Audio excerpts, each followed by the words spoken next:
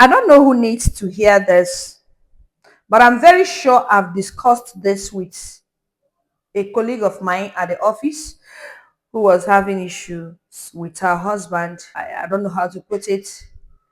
They don't have a child. And I advised her, since this man is going physical with you, it's better you leave. Pack your things and leave. She was like, no, I've not given birth yet. Until I give birth, at least let me have one. At least. I don't get it.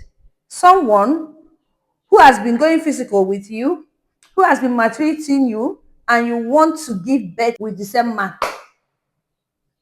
Okay. Now listen to this lawyer.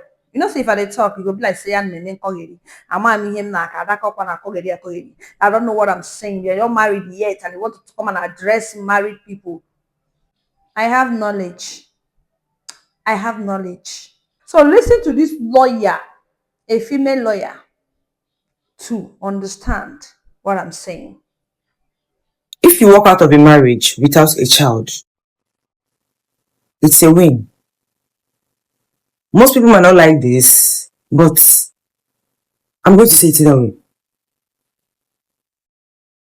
In my years of practice as a lawyer, most of the time when women come to me for legal advice or their legal service and all that, part of the things that their husbands, their ex-husbands used to frustrate them, to keep them trapped in that marriage, is that child. They'll tell you that they want that marriage to continue because they want to be a part of their child's life. They don't care about their children. They don't care. They only care about keeping you controlled through a child. That's the easiest way to trap a woman in a marriage, at least for back then. And when she's not willing to comply, they will use that child to frustrate her. They're willing to, when a man wants to be wicked, he's willing to chase you down to any part of the earth just to make your life miserable so that you will never ever rest. Some of them go as far as going to the police to report the woman, because how dare you leave? They will claim that you ran away with their child.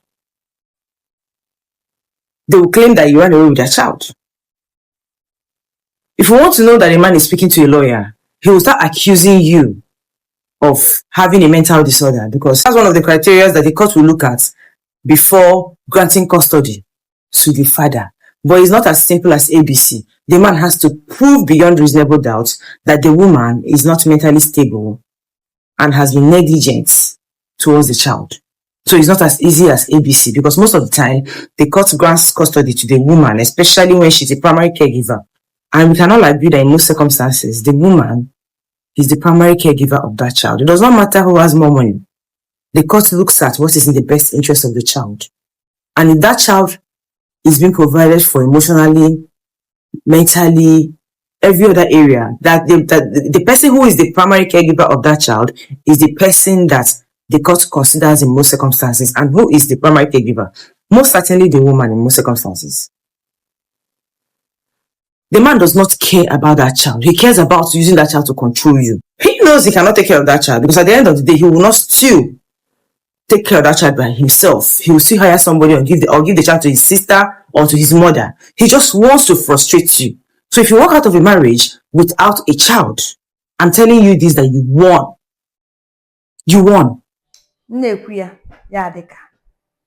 have heard it?